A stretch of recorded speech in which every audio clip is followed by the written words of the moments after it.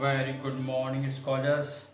चलिए, income tax में आज हम पढ़ रहे हैं जो कल आपको अलाउंसेस भत्तों के बारे में बताया था। उनमें जो कुछ पार्टली टैक्सेबल और पार्टली एग्जेम्प्टेड यानी आंशिक रूप से कर योग्य और आंशिक रूप से कर मुक्त जो भत्ते हैं उनका कैलकुलेशन कैसे किए जाते हैं, यानी जो एग्जेम्प्टेड पार्ट है वो कैसे निकाला जाता है। फिर टोटल में से एग्जेम्प्टेड अलग कर लें तो टैक्सेबल पार्ट आता है वो किस तरह से। तो उसमें सबसे पहले जो है वो है आपका हाउस रेंट अलाउंस, या फिर इसे हम कहते हैं मकान किराया भत्ता, ठीक है, या फिर HRA भी बोलते हैं उसको, हाउस रेंट अलाउंस, ठीक है, HRA या फिर मकान किराया भत्ता, ठीक है। अब मकान किराया भत्ता क्या, तो आपको भत्ते बताए थे ना कि जब कैश पेमेंट करता है एम्प्लॉयर जो है, यदि कोई फैसिलिटी सुविधा देना चाहता है लेकिन उस सुविधा के लिए कैश पेमेंट कर देता है तो वो भत्ते अलाउंस कहलाते हैं। यदि वो फैसिलिटीज़ ही दे देता है तो फिर वो परक्यूजर्स या अनुलाभ या पर्क्स कहलाते हैं, एमेनिटीज़ भी बोलते हैं उसको, ठीक है। चलिए, अब यहाँ पे हाउस रेंट अलाउंस मतलब मकान किराया भत्ते, यानी कर्मचारी से कहा जा रहा है कि भैया आपका होम टाउन तो कहीं और है, आप जॉब करने शहर में आए हो तो आप रहोगे कहाँ, है ना। तो आपको रहने के लिए आप अपना मकान कहीं भी ढूंढ लीजिए। जनरली जो अदर एम्प्लॉयज़ रहते हैं वो हेल्प कर देंगे कि भैया ये मकान यहाँ मिल सकता है, अच्छा मकान में। तो किराए पर जो मकान आपको मिला वो उसका किराया जो है वो हम देंगे आपको, यानी पैसे कैश दे देंगे HRA के नाम से, और फिर उसके बाद में आप उसमें से देते रहिएगा। लेकिन ये पर्टिकुलर एक फिक्स्ड अमाउंट भी होता है, ठीक है, कि जो एम्प्लॉयर कितना, जो इंटरनल रूल्स रेगुलेशन प्रोविजंस है उस हिसाब से कितना दिया जा रहा है वो HRA निर्धारित करता है।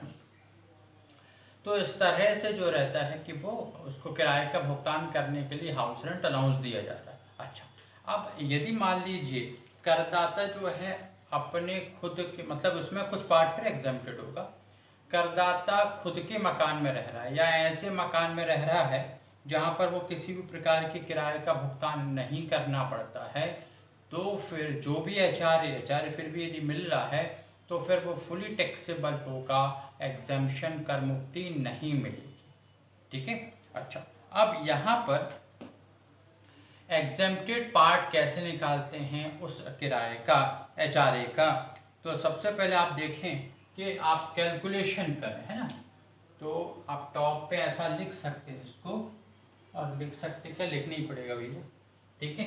देखिए क्या लिखेंगे आप, कैलकुलेशन ऑफ एग्जेम्प्टेड HRA, कर मुक्त मकान किराए भत्ते की गणना, ठीक है। अब यहाँ पर नंबर फर्स्ट आइटम जो रहेगा वो आपका कहलाएगा एक्चुअल रिसीव्ड, यानी जो वास्तव में प्राप्त हुआ, वास्तव में जो मकान किराया भत्ता प्राप्त हुआ हो वो, या फिर नंबर 2 है रेंट पेड -10% ऑफ सैलरी, यानी कि भुगतान किया गया किराया उसमें से वेतन का 10% अलग कर दे।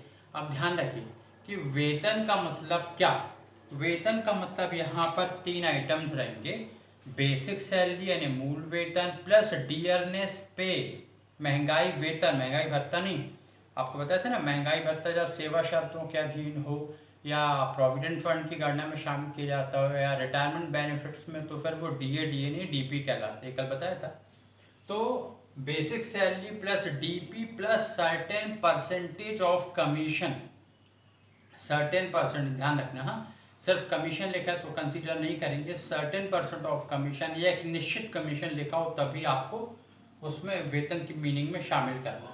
तो उसका आप जो है वो 10% अलग कर देंगे तो जो डिफरेंस निकलेगा वो, या फिर नंबर थर्ड है 40% ऑफ सैलरी, ठीक है। वेतन का 40%, ठीक है, वेतन का 40%, वही वेतन जो आपको बेसिक डीपी कमीशन है उसका 40%। और यदि मान लीजिए ये मेट्रो सिटीज़ हैं, अब मेट्रो सिटीज़ में आईटी डिपार्टमेंट ने, इनकम टैक्स डिपार्टमेंट ने सिर्फ 4 शहरों को लिया, वही जो अपन दूरदर्शन के ज़माने में बड़े बड़े शहर या मेट्रो शहर देखते थे न्यूज़ में, कौन से, दिल्ली है, मुंबई है, कोलकाता और चेन्नई। यदि ये 4 शहर हैं तो वहाँ पर 40% की जगह क्या लेंगे हम, 50% ऑफ सैलरी लेंगे, ठीक है। तो ध्यान रखिए 4 ही मेट्रो शहर इनकम टैक्स की दृष्टि से, आपको भावनाओं में नहीं बहना है कि भाई आपका शहर भी तो आजकल मेट्रो शहर कहला रहा है, या आपका शहर भी तो आपके स्टेट का मेट्रो सिटी है। तो इस तरह से वो भावनाओं पे कंट्रोल करना है आपको, और आपको बस वो 4 शहरों पर ही 50% लेना है। अदरवाइज आपका शहर, चाहे फिर आप भोपाल में हो, इंदौर में हो, रायपुर में हो, या अदर आपकी स्टेट की कैपिटल या कॉमर्शियल कैपिटल में हो, तो भी आपको 40% ही लेना, 50% सिर्फ वो 4 शहरों के लिए। तो इस तरह से actual received, rent paid minus 10% of salary, 40% of salary. अब ये आपने अमाउंट, इनके अमाउंट लिख लिए, ठीक है। फिर इन तीनों में जो कम हो, which ever is the least will be exempted. Which ever is the least, least क्यों, क्योंकि 3 आइटम आ गए हैं, तो यहाँ पर इनमें से जो सबसे कम हो वो कर मुक्त यानी एग्जेम्प्टेड होगा। आ समझ में। फिर टैक्सेबल क्या होगा, तो यहाँ एग्जेम्प्टेड की वैल्यू निकाली, इन तीनों में जो कम होगा, जो कैलकुलेट करके भी सवाल भी करेंगे।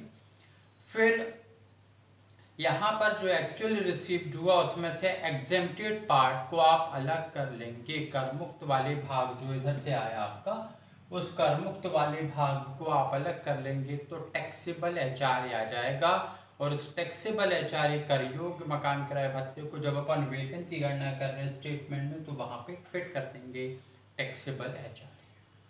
आरएसएम में एक खास बात और समझें, उसको देखिए, थोड़ा सा मैथमेटिकल कैलकुलेशन है, हालांकि इतनी मैथ्स तो आप सभी जानते हैं, ठीक है, क्योंकि 10वीं तक तो मैथ्स सब पढ़ते हैं।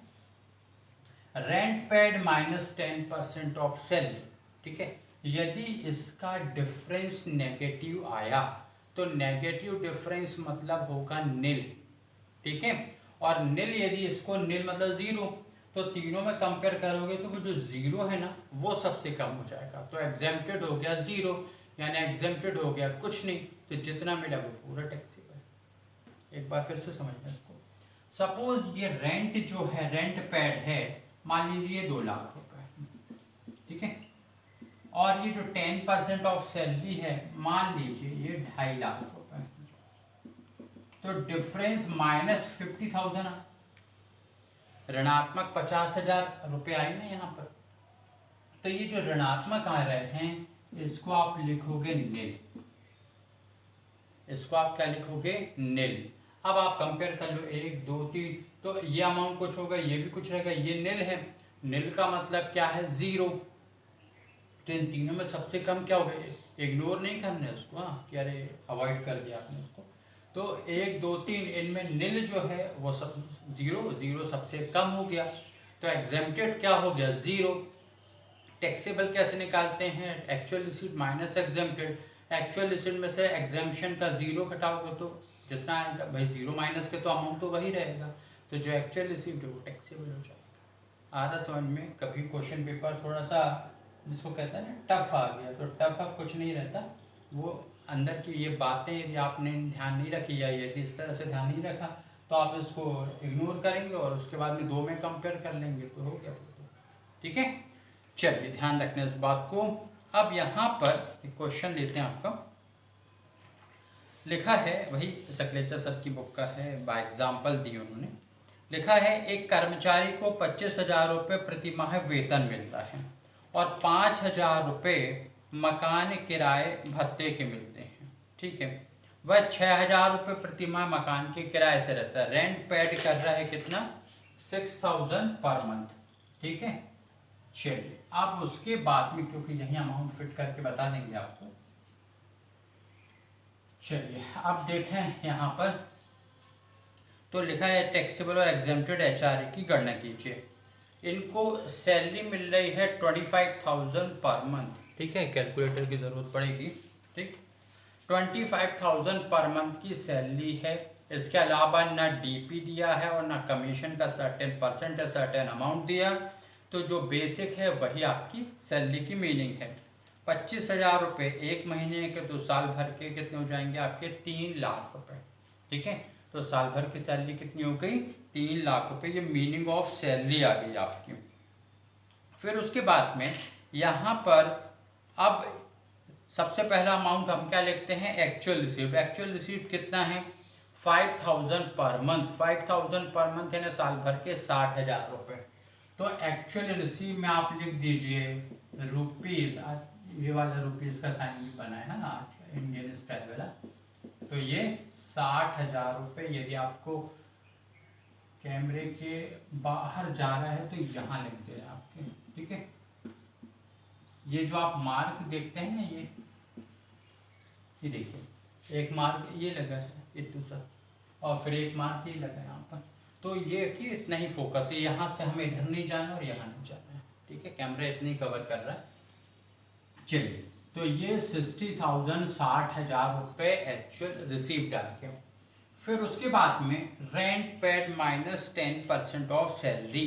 रेंट कितना पेड किया है 6,000 पर मंथ। तो साल भर क्या जाएंगे 12 6 72, 72, तो 72,000 आ गया। चलिए, तो यह आ गया 72,000। ये पूरी ये जो वर्किंग है बाहर कर लेंगे कि ये 72 कहाँ से आया, ये 60 कैसे आ रहे हैं, ठीक है। फिर उसके बाद में 10% ऑफ सैलरी। सैलरी अब भी हमने निकाली कि वो 3 लाख रुपए, उसका 10% कितना हुआ 30,000 हो गया। चलिए, तो ये 30,000 रुपये हमने इसमें से माइनस कर लिए, तो कितने आ जाएंगे 42, 42,000 रुपये। 72 29 42,000 रुपये। फिर और कुछ नहीं दिया, शहर के बारे में कुछ नहीं कहा है, तो 40% ऑफ सैलरी है। तो सैलरी कितनी है 3 लाख रुपए। 3 लाख का 40%, 3 4 12, तो कितना आएगा 1,20,000। तो यह आ गया आपका 40% ऑफ 3 lakhs, ठीक है। तो यह आ गया अमाउंट 1,20,000। चलिए, यह आ गया 1,20,000। अब देखिए इन तीनों में कम क्या, तो तीनों में 60 42 और 1 20 में कम कितना हुआ 42, 42,000 रुपये। तो 42,000 क्या हो गया एग्जेम्प्टेड, क्योंकि हम एग्जेम्प्टेड की ही गणना कर रहे हैं, ठीक है। तो कितना 42,000 रुपये एग्जेम्प्टेड हो गया। टैक्सेबल, फिर टैक्सेबल कैसे निकालेंगे, actual received minus exempted. Actual received कितना है 60,000। उस 60,000 में से 42 माइनस कर दीजिए, तो 18,000 रुपये टैक्सेबल एचआरए आएगा। तो जब वेतन की गणना का स्टेटमेंट हम बनाएंगे तो उसमें वहाँ पर टैक्सेबल एचआरए 18,000 रुपये लिखेंगे। अरे कहानी समझ में आसान है, ठीक है। चलिए, फिर एक और दिया हुआ है कि इसको आपको ऑलरेडी ऐसे बता दे रहे हैं। इस क्वेश्चन में खास बात है, मिस्टर बी जो है एक कर्मचारी, कंपनी में कर्मचारी है, वेतन इनको 38,000 पर मंथ है। तो साल भर का आप कैलकुलेट करें। फिर उसके बाद में ध्यान रखिए 12 से मल्टीप्लाई करना जब तक कि कुछ ना दिया गया हो, तो क्योंकि कभी किसी क्वेश्चन में दिया रह सकता है ना कि फिर उन्होंने 8 महीने के बाद में जॉब छोड़ दिया, तो फिर वो 8 महीने का एक कैलकुलेट करोगे। फिर उसके बाद में नेक्स्ट लिखा है महंगाई भत्ता वेतन का 30% है। तो जो सैलरी आई बेसिक उसका 30% निकाल लीजिए, तो वो डीए है। लेकिन डीए हमारे काम का नहीं है। ब्रैकेट में दिया है half of the amount under the terms of employment agreement. इसमें से आधा जो है वो सेवा शर्तों के अधीन है। तो जो 30% आया उसका 1/2 कर लीजिए या 50% कर लीजिए, तो जो अमाउंट आएगा वो डीपी कहलाएगा और वही डीपी आप उसको कंसीडर करोगे। बोनस 50,000 रुपये हमारे काम का नहीं है, क्योंकि मीनिंग ऑफ सैलरी में बोनस नहीं लिया जाता। फिर कमीशन है 2% है, सेल्स अमाउंट 20 lakhs है, ये सर्टेन परसेंट कहलाएगा। तो 20 lakhs का आप 2% निकाल दीजिए, तो फिर वो आपका अमाउंट जो है वो लगभग 40,000 के आसपास, 40,000 के आसपास नहीं 40,000 ही आएगा। 40,000 रुपये वो आपके कमीशन आएंगे। ये कमीशन कंसीडर करेंगे मीनिंग ऑफ सैलरी में, है ना। फिर HRN को मिलता 6,000 रुपये पर मंथ मिलता, तो साल भर के 72,000 रुपये लिखेंगे इस तरह से। और फिर अलग अलग कंडीशन दी हुई है कि वो उज्जैन में 8,000 रुपये पर मंथ के किराए के मकान में रहते हैं। उज्जैन आप जानते हैं महाकाल, तो उज्जैन जो है वहाँ पर आप कौन सा कितना लेंगे, 40% ऑफ सैलरी लेंगे। हाँ, तो इस तरह से जो रहता है। और रेंट कितना पेड किया, 8,000 पर मंथ यानी 96,000। फिर नेक्स्ट कंडीशन दी, हम मुंबई में रहते हैं, फ्लैट में रहते, तो मुंबई में फिर 50% लोगे जब मीनिंग ऑफ सैलरी में वहाँ पे लास्ट वाले आइटम में। और इंदौर में खुद के मकान में रहते, खुद के मकान में रहने पे ये कर मुक्त जो है नहीं होगा, बल्कि उनको जो है पूरा का पूरा टैक्सेबल होगा खुद के मकान में, क्योंकि किसी प्रकार का किराए का भुगतान वो कर ही नहीं रहे, तो मिलता भी है तो वो फुली टैक्सेबल होगा। आ रही कहानी समझ में, ठीक है।